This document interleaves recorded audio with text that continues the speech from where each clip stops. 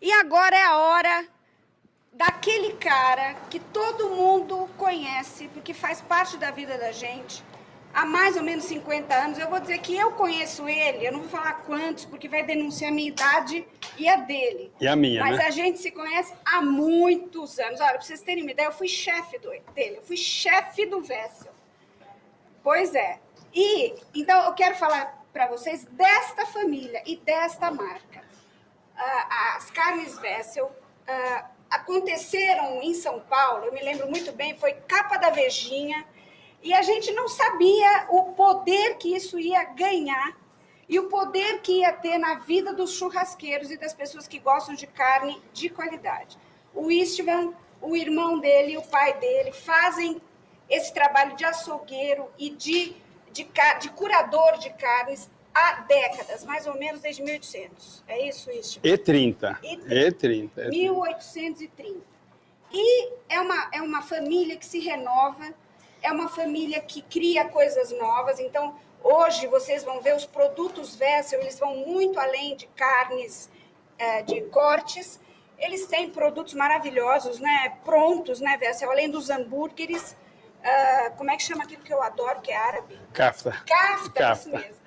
Kafta, e olha que eu sou exigente para kafta, e várias outras coisas, franguinho para ser feito na hora, temperado, um produto excepcional. E eu queria deixar aqui um abraço para a família inteira, para o Daniel, para a Soninha, para a Titi, que fazem parte da nossa vida como amigos, e deixar vocês nas mãos desse super açougueiro, super curador de carnes. Com vocês, meu amigo Istvan Wessel.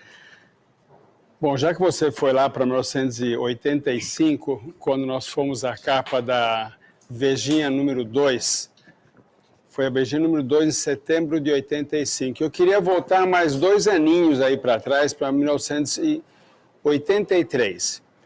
Em 83, a Soninha, minha mulher, e eu vamos fazer uma viagem gastronômica nos restaurantes do interior da França. Eu tinha ganho um livro dos 10 melhores restaurantes da França. Eu tive um fetiche de ir ticando página a página ao longo da nossa vida os restaurantes daqueles 10 que a gente pudesse visitar. Nessa ocasião eu visitei e fui muito bem recebido pelo pai do Claude Poirot, que acaba de falecer, pelo Pierre, que foi assim um dos grandes ícones da gastronomia francesa. E nos lugares que nós fomos, foi num restaurante em Valence, do restaurante que era do Jacques Pic. E o Jacques Pic, hoje está a filha dele, Anne-Sophie Pic, é uma outra chefe de cozinha consagradésima pelo mundo dos tri-estrelados, pelo Michelin e tal. E nós chegamos lá, era um hotel de 4 apartamentos, Soninha e eu ocupamos um quarto do hotel de cara, que ocupamos um dos 4 apartamentos. E ele estava lá, o senhor Jacques Pic estava lá sentado na recepção, nos recebendo. Naquela época se reservava esses restaurantes, esses hotéis por carta, ia por correio, que você pegava o selo, passava na língua, colocava no envelope, e você aí 1 mês, 2 meses, 3 meses depois ia fazer a visita ao local. Quando eu cheguei lá para o senhor Jacques Pic, em 83, eu falei para ele, olha, nós somos uma família de açougueiros, nós estamos nesse negócio, eu sou a 4ª geração, meus filhos não trabalhavam ainda, eles são a 5ª geração. E ele falou, mas vocês são açougueiros de 4 gerações? O cara falou, não, então pera um pouco, então nós somos artesãos. Então pera um pouquinho, vamos para a cozinha, vamos de manhã, você quer vir comigo no mercado? Vamos fazer um croissant às 5 horas da manhã para o café da manhã dos 4 apartamentos. E naquela ocasião, em 1983, portanto, 40 anos atrás, a grosso modo, a nossa profissão era uma profissão muito reconhecida lá fora, junto com os padeiros, junto com as pessoas que faziam o seu trabalho e sua arte com a mão. E aqui no Brasil, o açougueiro era uma coisa totalmente desprestigiada. Hoje, graças a essa turma toda que está participando aqui do Brasa na Mesa, a palavra açougueiro virou uma palavra importante. Hoje, ser açougueiro, você não precisa se envergonhar disso. Aliás, ninguém dessa turma toda, o Marcos Live, que nos cedeu esse espaço maravilhoso, e a turma toda, a Paula Labac, enfim, eu não vou lembrar todos de cabeça, eles todos transformaram a nossa profissão, ajudaram a transformar numa coisa muito importante, que ele sempre foi, mas durante muitos anos aqui no Brasil era muito pouco reconhecido. E nessa época, nos anos 80, a gente já estava no mercado desde 1958, já estava aí há uns 25 anos no mercado. Quando nós completamos 20 anos da empresa, da Vessel, eu tinha um querido amigo publicitário, Júlio Ribeiro, eu falei, Júlio, precisamos fazer um negócio para os 20 anos, né? Ele falou, olha, 20 anos só é importante para você, para sua mãe, para o seu pai. Quando você fizer 50 anos de empresa, aí nós vamos fazer alguma coisa bacana. Então, ao longo desses anos todos, a gente veio cultuando esse negócio da carne. Vamos lembrar que no começo dos anos 60, 70, até no começo dos 80, a qualidade da carne no Brasil era muito, muito, muito pior do que é hoje. Hoje, naquela época, se alimentava gado com sorte. Largava o gado lá na fazenda, se chovia, não chovia, não molhava, se tinha capim, ele comia, e por isso, naquela época, com 5 anos de idade. Então, óbvio, todas as carnes eram duras. A única carne naquela época era o filé mignon, não tinha outra carne que não fosse dura. Então, o filé mignon era a carne do churrasco. Churrasco bacana, tinha lá as churrascarias na Rio Branco, em São Paulo, que eram assim o lugar bacana de comer carne, tinha o Guaciara, tinha o restaurante da Mãe do Máximo, que era daqui a pouco o nome do restaurante da Mãe do Máximo, mas eram os lugares bacanas, que você tinha uma peça de baquelite na mesa, onde o cara trazia o espeto com a carne, espetava, fica aquele negócio de espetado na mesa, e todo mundo ia comer. Então, quando alguém queria uma carne, vinha um garçom, tirava do espeto. Normalmente, esses espetos tinham lombo de porco, que naquela época era muito melhor do que hoje. Filé mignon, cebola e tomate. Esse era o xixo, o espeto misto. E quando alguém queria comer uma carne realmente macia, tinha que ir para o filé mignon. Ao longo dos anos, com a melhoria da ética do manejo, as fazendas se tornaram empresas, não se tornaram um fundinho de quintal, eram empresas. E aí, a criação de gado virou uma coisa profissional. Então, se se abatia um boi 5 anos, o boi hoje é melhor criado, tem mais peso e é abatido com 2, 2,5, 1 ano e meio, fica entre 1 ano e meio e 2 anos e meio. Óbvio que um boi de melhor cruza, mas bem alimentado e mais novo, vai ter muitas carnes macias. E hoje que eu quero dizer nesses últimos 10 anos, com as raças europeias aí entrando firme aqui no Brasil, todas as carnes de um boi são macias. Então não se discute mais, essa carne é macia, dura. Cada carne tem um sabor. E cada carne tem uma característica. Agora, a maciez é uma coisa que hoje não tem o que falar, não tem o que discutir, nem tem uma carne que não seja macia. Bom, isso posto, eu vou falar de uma carne, óbvio, depois dessa moçada toda que já andou fazendo fantásticas aqui no Brasa na Mesa, e que vão fazer outras ainda hoje, não vou apresentar uma novidade. O que eu posso apresentar para vocês é um pouco de história, que é aquilo que nós temos aí há muito e muito tempo. Mas a história do bife ancho, que era bisteca em português, que fazia parte da contrafilé, que na contrafilé, estou falando dos anos 70, 80, o contrafilé era grande, era uma peça de 60, 80 centímetros de comprimento, que tinham 2 partes. Tinha uma parte que era a parte da bisteca, que hoje é chamado de bife ancho, nos restaurantes com cara francesa é o entrecôte, e tinha o contrafilé, que hoje é o bife de chouriço. Como o nosso gado era sempre de carnes basicamente de origem zebuína, o filé no zebu é sempre mais duro do que a bisteca. Esse era o nome, era contrafilé e era bisteca. Hoje em dia tem uma brincadeira que se sofisticou tanto essa coisa da carne, dos cortes, dos especialistas, dos dos assadores, que tem uma carne que é engraçado, né? É shoulder, não, mas é paleta, não, mas é raquete. Bom, na verdade, shoulder é uma carne que a vida inteira no mundo dos açougues aqui no Brasil chama-se, aqui em São Paulo, eu não sei como é que era no Sul, a turma do bar vai me corrigir depois como é que era no Sul, mas aqui em São Paulo era 7 do braço, então não era nem shoulder, nem raquete, nem flat iron, era 7 do braço. Eu chegava no açougue, eu quero 7 do braço, é o que vinha. Então, a sofisticação foi crescendo junto com a melhora da qualidade das carnes. Então, com a carne melhorou de qualidade, veio junto toda essa turma dos assadores, e essa turma toda que veio tirar de cada pedacinho de carne a sua qualidade, o seu sabor. A briga toda, sempre, a briga no bom sentido, da gente que sempre lidou com carne, eu estou no ramo desde 1967, há mais de 52 anos, portanto, sempre a briga foi pegar aquelas carnes e descobrir qual carne que a gente poderia ter um melhor resultado na churrasqueira, que o churrasco é uma coisa relativamente nova também aqui em São Paulo e muito nova no Rio de Janeiro. Churrasco era coisa dos pampas, eles são os reis do churrasco. Nós começamos a fazer churrasco provavelmente em torno dos anos 80, não é tanto tempo atrás. No Rio de Janeiro, não, anos 2000.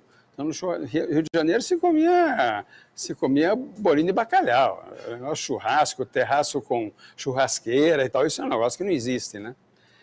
Bom, então, a nossa missão sempre foi, até uma missão comercial, não foi uma missão totalmente altruísta, era descobrir carnes que a gente poderia pegar uma carne de um corte que custasse menos e cortar de uma maneira diferente para poder vender uma carne que valesse mais. E com isso aumentar então a gama. Nos anos 80, a carne do churrasco chama-se picanha, não tinha outra. Hoje picanha é uma das carnes do churrasco e não é a predileta de muitas e muitas pessoas, entre outras eu. Eu prefiro muito mais o que nós temos aqui, que é o bife ancho. Mas nós, quando fizemos o nosso primeiro açougue sem açougueiro, em 1974, já que a Mariela fez referência ao meu filho Daniel, ele tinha aqui, a quem é o capo da empresa hoje, o Daniel tinha 4 meses de idade quando eu resolvi fazer nosso primeiro açougue sem açougueiro na Faria Lima, em frente ao Shopping Guatemi. Shopping Guatemi, que era uma coisa nova, recém-inaugurada, foi inaugurado acho que em 66, lá era 74, quer dizer, era um shopping novo, que a gente conseguiu um ponto na frente do shopping, e eu resolvi fazer o açougue sem açougueiro. Por quê? Porque meu pai nunca admitiu ter uma segunda loja, nunca admitiu perder a mão, perder o controle do corte, perder o controle da qualidade. Ele não admitia alguém cortar a carne na Faria Lima, e ele na Manuel Dutra, que era a nossa sede no Bexiga, começar a imaginar o que estão fazendo com a carne lá. Eu morei na Holanda final dos anos 69, final dos anos 60, e eu trabalhei num frigorífico de um quase parente, que ele fazia naquela época, eu estou falando de 50 anos atrás, eles já preparavam os cortes de carne, embalavam as carnes, colocavam a etiqueta da loja que ia vender, então da rede de supermercados que ia vender lá na Holanda, o Albert Heijn, que era a grande rede. Então ele já vinha, ele saía do caminhãozinho do cara, levava direto no balcão do supermercado, já com a etiqueta do preço de venda, com o nome do supermercado e tudo. Eu achei fascinante esse negócio, porque isso no Brasil não tinha ninguém nem pensando, quanto mais fazendo. Eu voltei da Holanda e vendi essa ideia para o meu pai. Eu falei, olha, uma maneira de a gente ter uma segunda loja, quem sabe uma terceira loja, seria a gente fazer aqui no Bexiga, fazer a nossa central, fazer todos os cortes aqui, em vácuo, colocar o preço e mandar para a Faria Lima, que era essa nossa primeira loja aberta em dezembro de 74. E meu pai comprou a ideia, mas era um grande desafio para mim. Eu vender a ideia para ele foi relativamente fácil, vender para o consumidor, que era o X da questão. E nós abrimos finalmente, acho que dia 19 de dezembro de 74, nossa loja na Faria Lima, só com carnes embaladas. E óbvio, para quem consegue imaginar o que era o mercado há 50 anos atrás, os clientes vinham e olhavam e falavam, mas e onde é que está o açougueiro? Porque eu quero que limpe a peça, quero que faça assim, que faça assado. Falaram, nossa carne já está pronta para ser consumida. Então a gente tinha já naquela época uma forma de embalar as carnes para que o consumidor pudesse olhar um lado e o outro lado e ele não tivesse a surpresa de pegar um pacote de carne que o supermercado já fazia, mas de uma maneira completamente errada, punha lá qualquer coisa embaixo e depois punha um bifão bonito em cima. Eu sempre chamei isso da teoria da caixa de morango. Em cima daqueles morangos lindos, quando você vai olhar lá embaixo, só tem aqueles morangos verdinhos pequenininhos. Então a gente pegava e fazia as embalagens de uma maneira que a carne pudesse ser olhada pelo consumidor de dois lados. Demorou alguns meses, eu suando atrás do balcão para explicar para os clientes, falei, nós já temos um nome, naquela época já tinha um nome, a empresa não tinha 20 anos, mas ela tínhamos um nome, falei, olha, se não ficar bom, se não servir, a gente troca. Aliás, fazemos isso até hoje, tá? Numa outra escala, mas fazemos. E as pessoas foram devagarinho, mas isso aqui não vai dar certo porque precisa de um açougueiro para cortar do jeito que eu quero e tal. Mas não vai dar certo, mas me dá mais um pacote, não vai dar certo, mas me dá mais um pacote, e não vai dar certo, e a pessoa voltou na outra semana e acabou, nós conseguimos emplacar essa ideia de fazer um açougue sem açougueiro.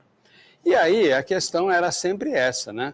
Bom, que carnes que nós vamos fazer? De cara eu sentei lá, fizemos uns 50, 40, 50 carnes diferentes.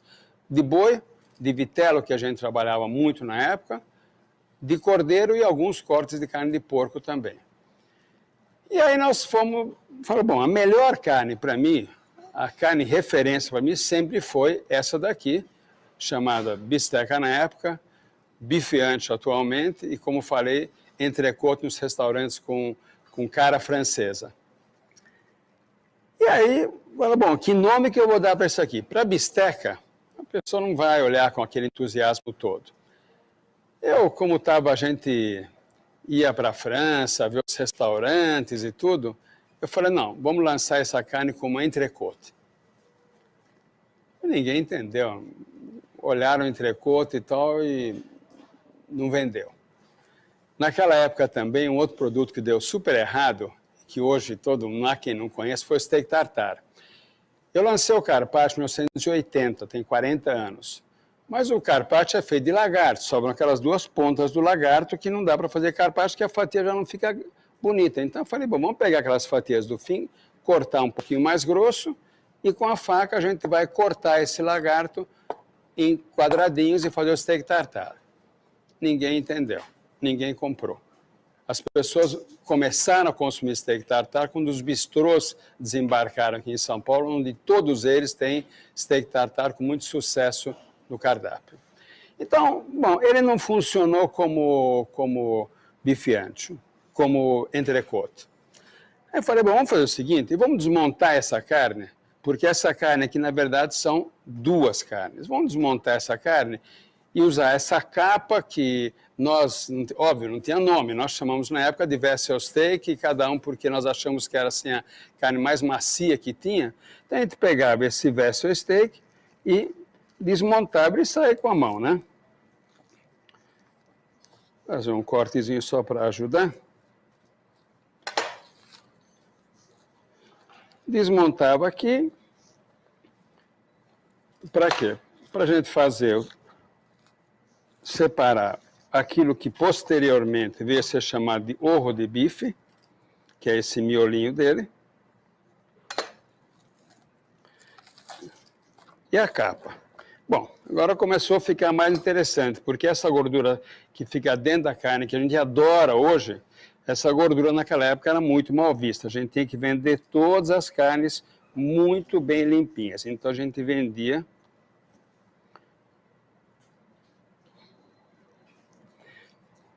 o orro de bife, que fica muito bom para rosbife.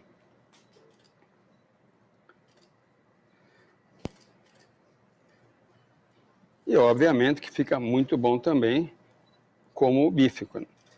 Hoje em dia é meio que uma heresia fazer o que eu estou fazendo. Tirar a gordura, tirar isso tudo, é desnecessário. Mas é assim que a gente fazia. Então, eu estou mostrando isso para mostrar mais como é que se fazia isso naquela época. Istvan, tem duas perguntas aqui, eu posso fazer agora? Pode. Primeiro, não é uma pergunta, é uma constatação.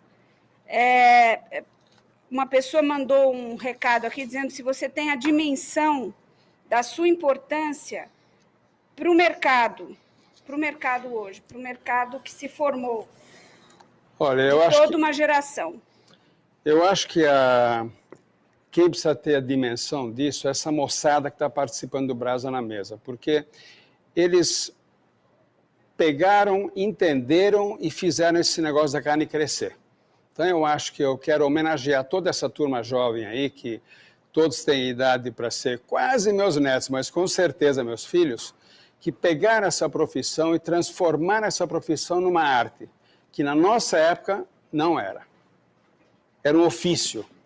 Mas acho que começou com você, né, Istvan, de ter justamente entendido a importância, ter criado uma boutique de carne foi uma coisa realmente muito inovadora em São Paulo. É isso que eu disse, eu me lembro que virou capa porque foi uma coisa fora do padrão. Não, que marcou o início de uma nova maneira de se encarar a carne, né? Não, e foi, já que você lembrou, essa capa da Veja foi um marco na nossa vida. Isso não foi uma matéria, foi um marco na nossa vida. Meu pai, meu irmão e eu na capa da Vejinha, mostrando internamente alguns cortes, algumas receitas prediletas do meu pai, da minha mãe, foto da família no sítio. Foi realmente... E foi uma coisa que depois passei a vida inteira lidando com a assessoria de imprensa e tudo isso, naquele dia lá não teve assessoria de imprensa, não teve nada. O Marco Antônio de Rezende, nosso querido amigo, entra com aquele seu visual de Woody Allen e Humphrey Bogart, uma mistura dos dois, né? Ele entra na nossa loja da Faria Lima e falou, olha, prazer, eu sou o Marco Antônio de Rezende, quero fazer uma matéria para a Veja. Eu falei, ótimo, maravilha, vamos lá. Aliás, não foi a primeira matéria, foi a segunda ou terceira. Foi a segunda, mas foi famosíssima. Eu trabalhava na Veja nessa época. E eu fui com o Marco Antônio encontrar com vocês uma vez. E o Marco Antônio, ele, em função de todo o carinho que ele colocou nas palavras, nas linhas dessa matéria, acabou se tornando um querido amigo até hoje. Por causa daquele dia lá que ele apareceu lá do nada e falou, olha, quero fazer uma matéria para a Veja. Não sabia que ia ser capa, acho que nem ele sabia que ia ser capa, né? Porque a capa é uma coisa que se decide meio em cima da hora, né? Pronto. Então, o que a gente fazia era isso daqui, ó. Hoje, como eu falei, é uma heresia fazer isso, né? Esse aqui era o orro de bife. Esse orro de bife, para rosbife... Aliás, se eu quiser ser um pouco mais exato, nós começamos a fazer o carpaccio exatamente com esse orro de bife. Por quê? Porque essa parte que eu vou mostrar agora, daqui a pouquinho como é que é, essa parte da capa, Vessel Steak, ou Super Steak, o que você quiser, começou a ter muita demanda, porque isso aqui é realmente a melhor carne que tem dentro do boi, você pode escrever. E começou a sobrar esse meio. Falei, opa, vamos fazer o carpaccio? Então nós enrolamos, congelamos, e o carpaccio era feito com esse orro de bife, que é maravilhoso. Estamos só nós aqui, né? Melhor que o lagarto, né? Mas, enfim, é o que temos para hoje, né? As fatias grandes iguais, porque... Mas aqui você pode ser sincero. Eu vou fazer força. Ele tem um lado pequenininho, um lado grande. Hoje em dia o consumidor não admite mais as fatias de carpaccio com tamanhos iguais, mas naquela época era uma novidade. E a gente cortava isso aqui, sabe como?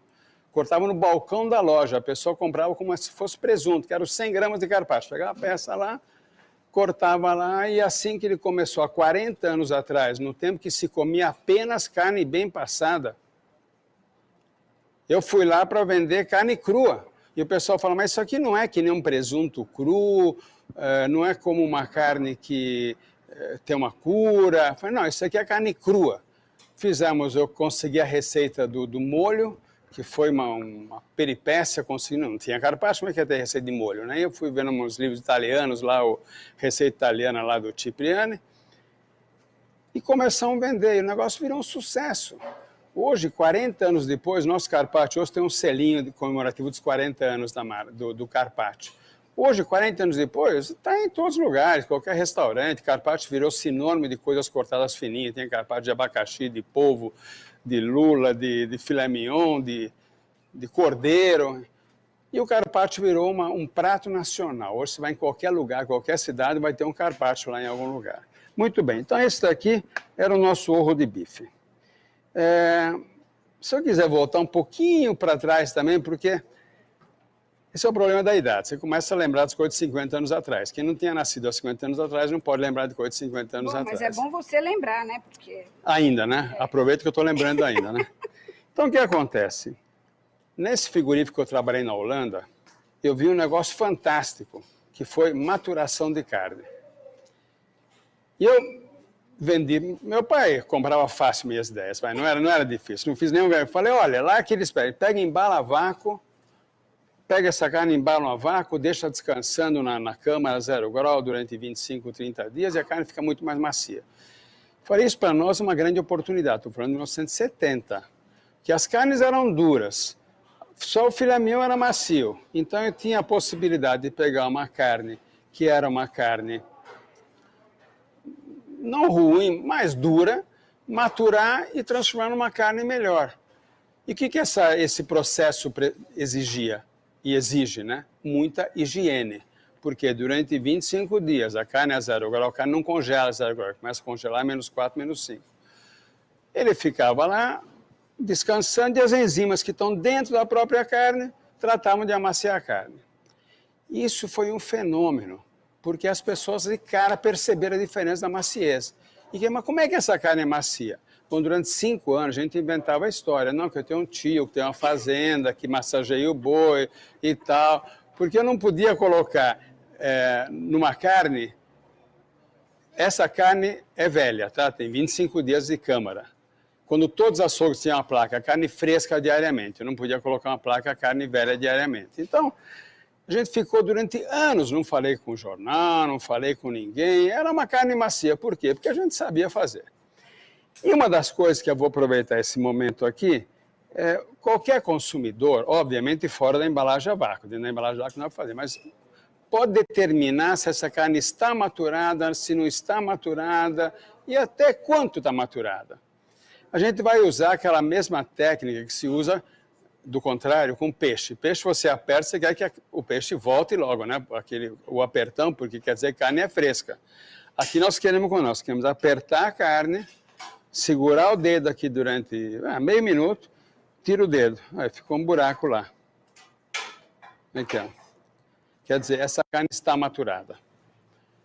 Depois desses anos, quando o pessoal começou a perceber, aí começou a vir um monte de coisa meia boca, dizendo que é maturada, até surgiu uma marca que confundia o nome maturada, meio escrito de uma maneira diferente e tal. Mas o consumidor entrava de gaiato. Olha, nos anos 80, e não faz tanto tempo, nos anos 80, o açougueiro ainda vendia maminha por picanha, picanha por maminha. No Rio de Janeiro chamava maminha, que chamava picanha. Era uma confusão. E a maturação era uma beleza para você poder vender mais caro um produto que não foi maturado e que pudesse levar esse carimbo de carne maturada que começava a aparecer.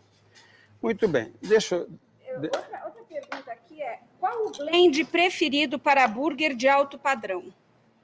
Eu não ia perguntar agora, mas vai lá. Olha, eu gosto muito de acém. Acém e peito, hoje, digo hoje porque pode ser que amanhã muda, né? Acém e peito hoje é o blend que eu acho que dá um sabor. Ainda ontem, fizemos um churrasco lá em casa, nosso churrasquinho na laje, lá no terraço, e peguei um hambúrguer nosso de costela com costela tem um blend, tem acém na costela, porque a costela é muito gorda, acém é magro, então a gente faz acém e costela, né? Um blend de costela. E na churrasqueira ficou um espetáculo. Fica realmente muito saboroso. Então, eu acho que se hoje eu for falar, é costela, acém e peito. São as carnes que, para mim, antigamente era diferente, né? Então a gente fazia... Precisa ter a gordurinha ali. A gordura é fundamental, porque a gordura é o que dá o sabor. Se você fizer um hambúrguer sem gordura, não dá para comer. Primeiro ele fica duro, fica seco e fica sem sabor. Olha, aqui tem um pequeno trabalhinho, mas com uma boa faca, tudo é muito fácil. Eu acho que eu vou começar assando por essa carne aqui, que aliás não estava no meu programa, mas eu acho que falar até de bife ancho com essa turma fera que está frequentando aqui o Brasa na Mesa, eu acho que é desnecessário. Então vamos começar a fazer isso aqui, ó. Vamos fazer o que a gente fazia antigamente, que foi um grande sucesso, que é fazer essa capa, que a gente chamava, sem nenhuma modéstia, de vessel steak, porque era assim a carne mais macia, não é só macia, mais saborosa.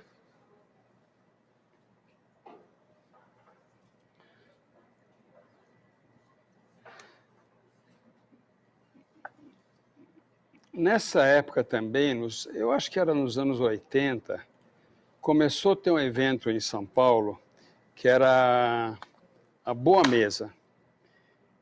E lá na Boa Mesa eu fazia uns workshops para as pessoas poderem aprender a fazer alguns cortes, né? Então a gente tinha o capricho de comprar para cada participante, eram umas aulas com 25 pessoas, uma luva de aço, porque só faltava alguém se cortar e ainda causar problema. Então, para os destros, luva de aço na mão esquerda, faca na mão direita, foi uma faca para cada um, uma luva de aço para cada um, e com isso a gente conseguia ensinar as pessoas a fazerem cortes eles mesmos. E isso foi uma farra, foi uma coisa que durante anos e anos eu fiz e que também era muito, muito apreciado pelos participantes. Bom, então aqui nós temos isso daqui, que era o bife ancho, a gente desmontou, virou isso aqui. Eu vou pegar mais uma peça de bife ancho já para ir descansando aqui. É porque depois a gente quer comer isso aí, né, Istvan? Você acha bom abrir mesmo. É bom andar logo porque o que dizia a minha mãe, Mariela, que a única coisa que não pode é me dar um microfone por menos de 2 horas. Eu estou vendo que hoje não vou ter essa chance, daqui a pouco estão me mandando embora daqui. Então, olhando o relógio aqui, eu estou vendo que não dá para ficar contando muita história. Mas tem muita história boa, hein? Estão perguntando aqui por que eu fui sua chefe. Explica para eles. Na verdade, é uma brincadeira, né, gente? Não é que eu fui chefe dele. É uma brincadeira agora, naquela época era sério. Era sério, eu era brava. Mariela... Eu era editora de uma revista, da revista VIP, e ele era nosso colunista. E eu cobrava ele, discutia tema, pauta. Pauta e data, e sempre aquela cobrança de data, aquele negócio que não mudou nada, né? Uma coisa que é importante dizer, o Wessel escreve muito bem. Ele não só fala muito bem, como se você pede uma matéria para ele, ele escreve muito bem. Fala quantos idiomas além disso, Istvan? Fora o húngaro, não, porque o húngaro vale por 2, né? O húngaro eu concluo. Eu falo 5, mas húngaro mais 4, tá? Húngaro mais 4. Eu fui alfabetizado na Hungria, então eu aprendi a ler e escrever em húngaro, com todas as tremas e todos os consoantes, todas as declinações como latim, como alemão. Então, é uma língua que te dá uma abertura na cabeça. Bom, olha só, aqui também eu queria falar mais alguma coisa. Esse lado aqui, dá para dar uma mostrada aqui? Esse aqui teve um corte aqui, daqui para frente era o contrafilé. Esse músculo ele vai diminuindo de tamanho. Olha o que ele fica. E sabe o que continua aqui? O acém.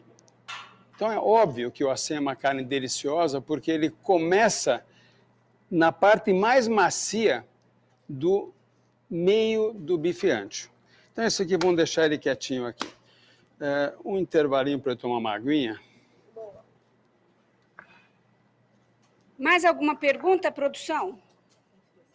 Não? Tá bom, obrigado. Então, vamos em frente. Você tem 20 minutos, Istvan, dá para falar muita coisa. Esse é o problema. Bom, vamos lá, vamos tentar. Qualquer coisa corta e acabou, né? Com a gente é assim. Não nada tem de negócio ter de logo, ficar... obrigada, nada Não, disso. porque horário é horário, né? É.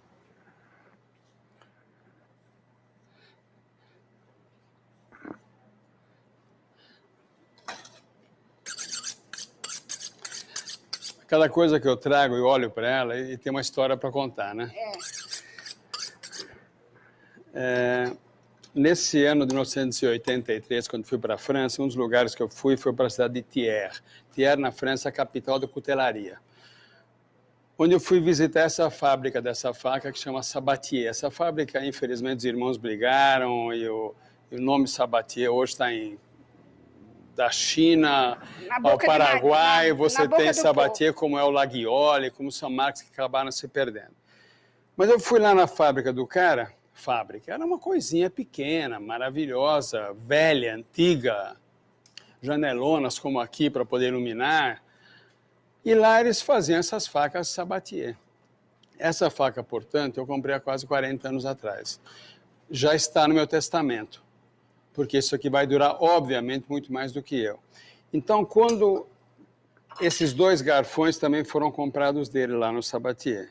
Ainda tem uma uvinha que não dá mais para ver, que eram os 3 irmãos. Essa aqui era a uva, era o Sabatier Jeune, depois tem o Sabatier Léon, que era um leão, e tinha um elefante. Eram os 3 irmãos, cada um. E então, uma coisa que eu quero dizer é que hoje virou uma coisa, felizmente, muito aceita e conhecida aqui. Comprar ferramentas, facas de boa qualidade, frigideiras de boa qualidade, é a melhor coisa que você pode fazer.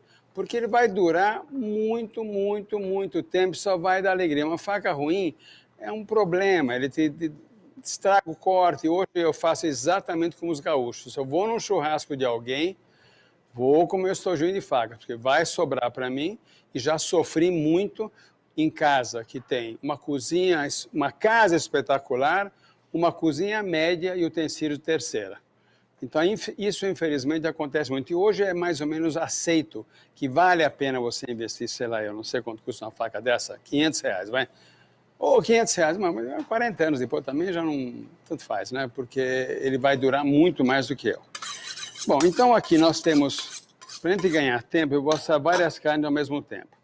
Então, vamos pegar o bife ancho e nós vamos cortar como hoje se faz o corte, né? Deixa eu olhar bem que isso aqui demora 15 minutos para ficar pronto. Então, vamos andar rápido com isso. Então, vou fazer 2 bife ancho, 3 também, que...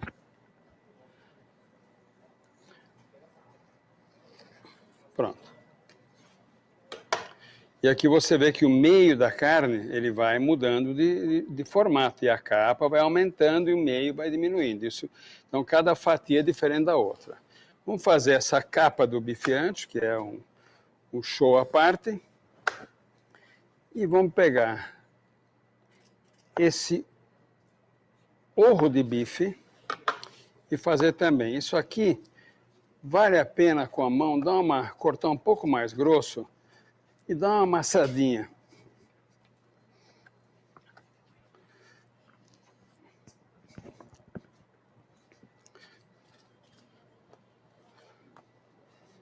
E agora eu preciso fazer uma homenagem à minha filha, que é a churrasqueira da família atualmente, e ela faz carne com relógio, ela não faz com nada. Ela vai lá, olha para isso aqui, 8 minutos, 12 minutos, você vai no relógio e tira e está certo.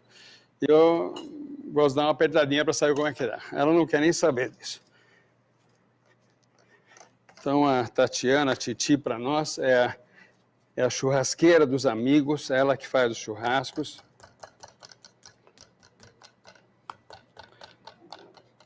Muito bem. Aqui, sal grosso.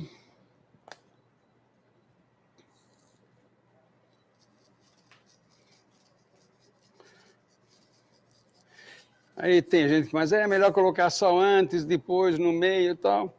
Cada um tem o seu certo. Se você faz um churrasco que fica bom, o teu certo é o certo. Eu coloco antes meio em cima da hora. Não, mas é que se você põe sangue, se põe antes, aí o sangue da carne... Ok, tudo bem, eu acredito, mas eu coloco antes. Um dia eu dava aula no Senac de cortes de carne, lá para os anos 70, e vira e mexe aparecia algum aluno querendo me colocar à prova, querendo saber da mioglobina, do rigor mortis, não sei o que. Eu falei, cara, isso aqui, peraí, nós estamos falando aqui de gastronomia. A parte de veterinário deve ser no andar de baixo. Aqui é gastronomia, esquece rigor mortis, esquece irrigação sanguínea, esquece mioglobina, aqui é carne, né?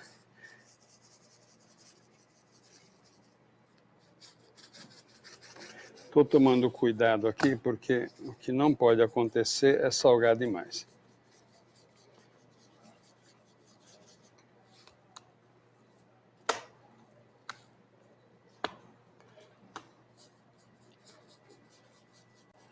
Muito bem. Então, estamos prontos aqui, né?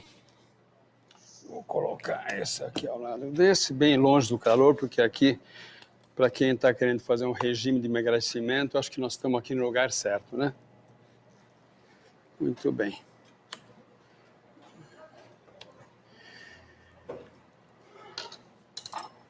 Tudo pronto para a gente começar. Como é que está a brasa? Esse braseiro é espetacular.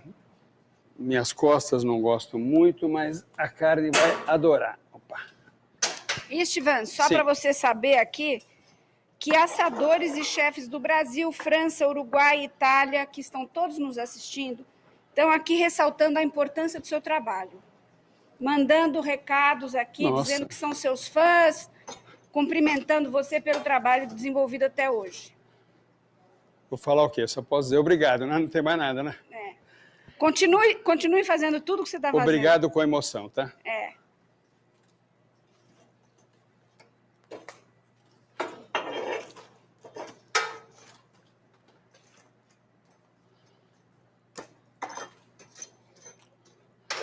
Churrasqueira espetacular isso aqui. Muito bem. Vou começar pelo nosso amigo.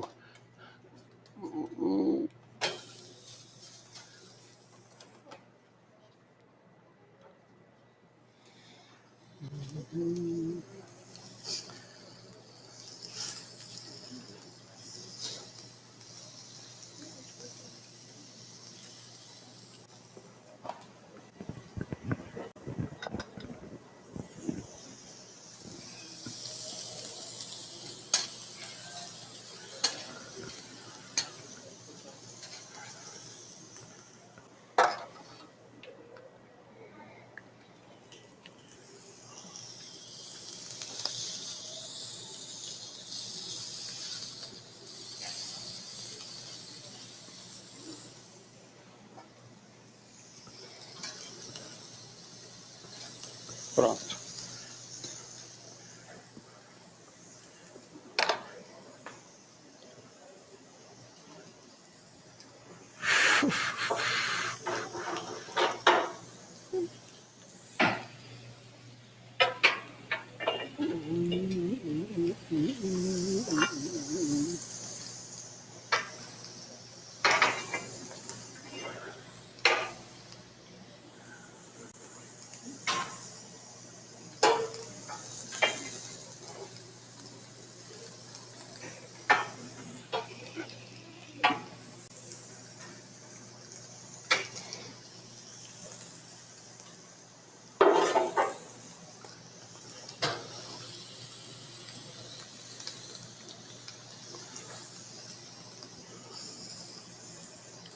Agora está nas mãos de Deus, da brasa e da carne, né? Agora... Não, mas parece que está bem encaminhado, hein? Deus sempre olhou para nós com muito carinho, sabe? Exatamente. Estevan, e fala um pouco agora do novo momento da Wessel, quer dizer, como é que foi quando o Daniel virou o capo aí? E você está falando, mas você continua lá, trabalhando 12 horas por dia? Não, 8 horas, espera aí, 8 horas. Não. Hora extra agora é muito caro, né? Exato. E como é que são os seus novos produtos? Olha, qual é o seu... Meu filho, o Daniel, entrou na empresa há 25 anos atrás. O Daniel tinha 18 anos quando começou a trabalhar. Ele não aguentou o ritmo lento da escola da faculdade de administração. Era muito lento para ele. Ele, depois do segundo ano, falou, pai, desculpa, isso aí está muito devagar para mim, eu quero aprender. Ele trabalha há 25 anos. Ele, apesar dos seus 45 anos, ele tem realmente 25, 27 anos de experiência no ramo. Sabe tudo, aprendeu tudo, conhece carne, conhece negócio, conhece relacionamento com o consumidor. Há uns 10 anos atrás, minha filha Tatiana entrou na empresa também. Ela é designer gráfica, então ela entrou pensando em melhorar a nossa comunicação, melhorar a embalagem, os produtos. Deixa eu só dar uma olhadinha aqui, está tudo certo. Ok. E ela então entrou para a parte de design, comunicação e dar esse apoio que a gente precisava de alguém que tomasse conta disso. O que aconteceu nesses anos todos da Tatiana, Titi, para nós aqui na empresa, é que ela acabou demonstrando no passar dos anos que, além da habilidade que ela tem com design, com comunicação, ela tem o melhor paladar da vida. Então, quando a gente precisa desenvolver temperos de algum produto, como a kafta, como o polpettine, como o frango lemon pepper, ela não larga o osso até ela achar que para ela está bom. E realmente isso hoje em dia vale muito. Nós temos, todos os nossos produtos são sem conservantes, todos. Os temperados têm tempero, os outros não têm tempero, mas todos sem conservantes. Então, ela vai chegando com os temperos. O alecrim, por exemplo, é um excelente antioxidante, então ela vai juntando características, vamos dizer, químicas dos ingredientes para dar uma conservação e, antes de mais nada, sabor. Porque ninguém compra pela segunda vez, eu sempre digo que a primeira verdadeira compra é a recompra. Então ninguém faz uma recompra quando não passou no teste do papel. Pode ter a embalagem mais linda do mundo, tudo maravilhoso, se não tiver, não passar pelo teste do paladar, o produto não vai para frente. Então, ela cuida muito e todos os produtos que agora, com esse negócio da pandemia, nós lançamos essa linha chamada Cozinha Prática, que são para aquelas pessoas que nunca entraram na cozinha. E que pega aquele produto gostoso tal, e segue a instruçãozinha lá, em 15 minutos você tem um prato pronto. Gostoso, não é um prato pronto, macarrão instantâneo, também é um prato pronto, né? Então, ela foi a responsável por desenvolver essa linha de produtos. E ela não larga do osso enquanto o produto não está no sabor do jeito dela. Opa! Olha que belezinha que está ficando. Aqui.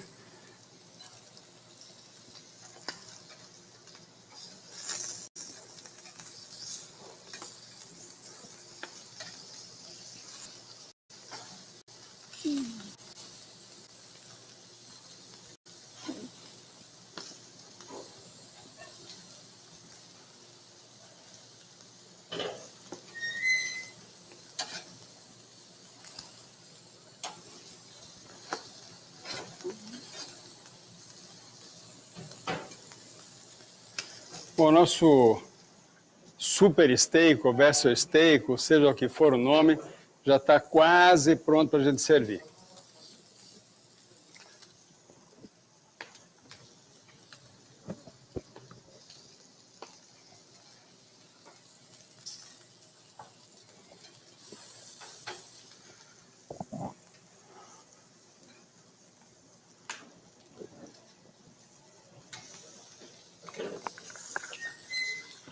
Tem algum truque aí que você pode ensinar para os neófitos aí, nessa hora da brasa?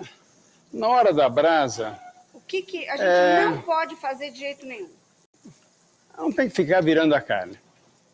Eu vou sempre dando uma olhadinha, porque o calor é importante que seja intenso, mas esse calor intenso também queima. Então, dá uma olhada, por exemplo, eu troquei essa carne com essa de lugar, porque esse ponto está menos quente do que esse daqui. Então eu falei, bom, essa carne começou a assar aqui, eu troquei o do meio, tudo bem, ele já está...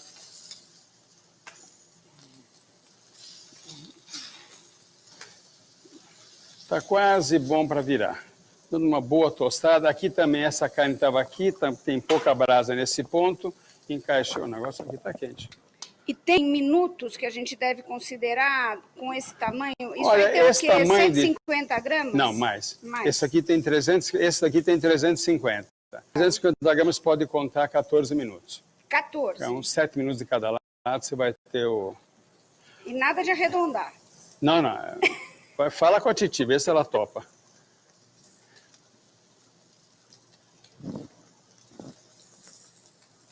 A Titi está te acompanhando aqui. Ah, é? Opa, então... Istvan, o Bolinha, que é um cara considerado um dos monstros aí do churrasco, diz que não perderia a sua live por nada deste mundo, que é puro ensinamento.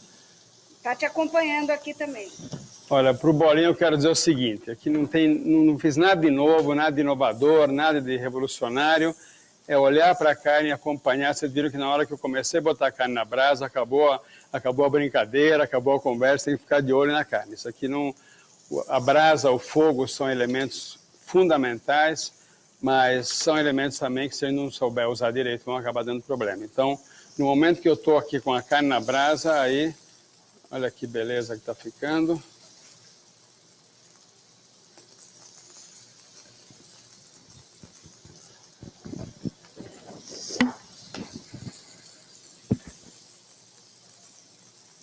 Agora é a hora de ficar realmente atento.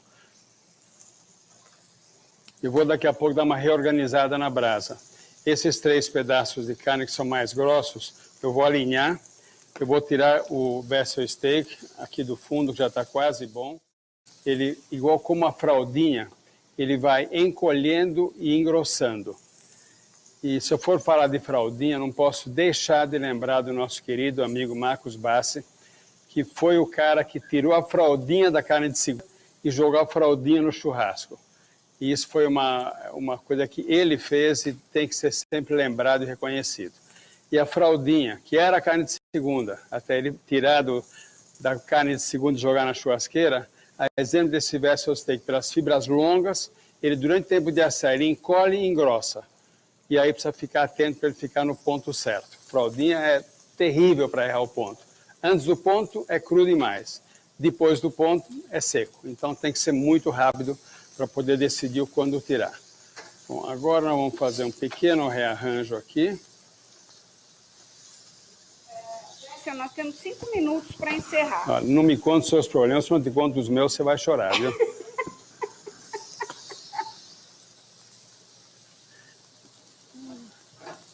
Cinco minutos vai ser o tempo certinho para a gente começar a cortar. Depois a gente come com as câmeras desligadas, tá bom? Ok, opa! Vocês não sabem o que vocês vão perder aqui. Não, é só ir comprar a carne Vessel e aplicar tudo isso que nós estamos ensinando para vocês aqui. Que o Vessel está ensinando. E todos esses churrasqueiros. E eu preciso terminar também, Mariela, pelo seguinte. Aqui está mais ou menos 80 graus de temperatura, então tem que terminar em 5 minutos mesmo. Sim. O Jorge está perguntando qual é a raça bovina das carnes Vessel. Hoje a maioria é Angus, são raças europeias, Angus e Hereford. Nós temos Wagyu também, mas Hereford e Angus são as que predominam. E a seu entender, qual é a melhor? É a Angus? Olha, é muito difícil dizer, não, Angus é melhor que Hereford. São carnes tão macias e no Brasil melhores do que nos Estados Unidos, onde são as mesmas raças, mas são alimentadas a milho. E quando se alimenta com milho, você não sabe que de olho fechado você está comendo porco, galinha, salmão ou boi. Aqui não, aqui nós estamos comendo carne de boi. Então o nosso Angus aqui é muito melhor que o Angus de lá. Bom, vamos lá tirar o... tem mais 5, peraí, vocês estão me... Agora tem 5. Bom, desses 5 nós vamos aproveitar para tirar essa parte do vessel steak para dar aquela primeira esfriadinha antes de cortar.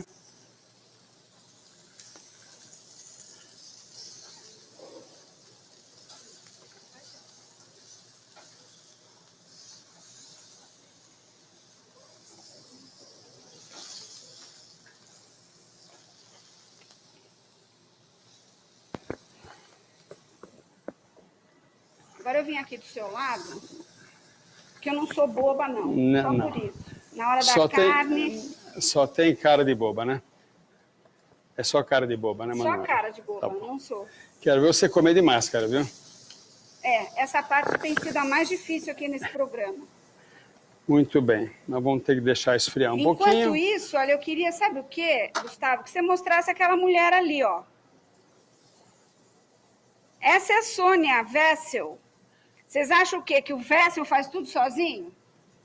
Essa mulher é poderosa. É ou não é isso? Só ela sabe quanto. Eu também. Mas ó, o Wessel, a família Wessel deve muito também a Sônia Wessel, que é uma guerreira. Muito bem. Impressionante, hein? Tudo certinho. Tudo certinho. Nossa, isso aqui tá pegando fogo, hein? Vai lá, pra você ver como é gostoso aqui, né? Meu. Então, isso aqui já deu aquela primeira descansada. Nós não precisamos de sal aqui no meio do cenário, aqui, né? As fibras são longas. A gente sempre, na hora de cortar, fica mais bonito cortando com a faca na diagonal, que aumenta o tamanho da fatia. Gente, olha isso.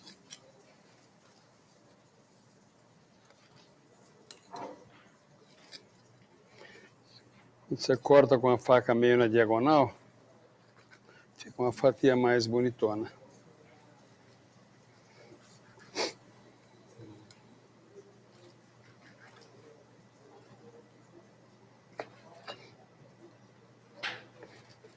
Nossa, que maravilha de carne, olha. Não, essa Olha carne pra isso. ela fala por si, né? Nossa. Eu amo esse corte, viu? Esse corte eu não gosto muito, mas eu vou fazer um sacrifício por vocês, tá? Você não cansa, né, isso? Comer carne. Ninguém cansa. Inxalá, né? Agora, aquelas lá você vai deixar lá. Inxalá, não. Já eles vão sair de lá. Isso. Que não estão prontos ainda. Essa daqui, que corte que é essa? Esse aqui é o orro de bife, que é o miolo, é aquele miolinho do bife ancho, sem essa capa.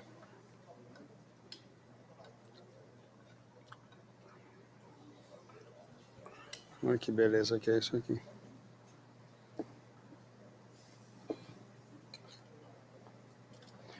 Ponto perfeito, suculento, gostoso. Tá fazendo fila ali, né? Já na porta tem uma fila ali esperando para comer essa carne. Vai ser por sorteio ou por lance, Mariela? Leilão. Vamos lá.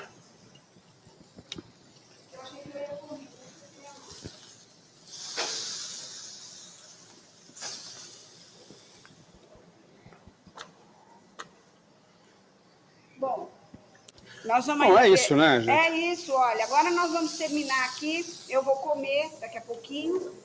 Mas eu queria primeiro agradecer ao Istvan por estar aqui com a gente, por estar apoiando esse evento, que vocês estão vendo que o patrocínio ali é Wessel, junto com a Eisenbahn, e com todos esses outros apoiadores. Mas eu queria agradecer especialmente a ele, que faz muito tempo que eu não vejo ele dando uma aula tão bacana para vocês, aqui conosco, com todo o carinho que ele está dando. Olha, o Istvan saiu de casa num domingo para vir aqui ensinar para vocês, ensinou muita coisa. Não, eu saí no sábado, que é longe de casa, né?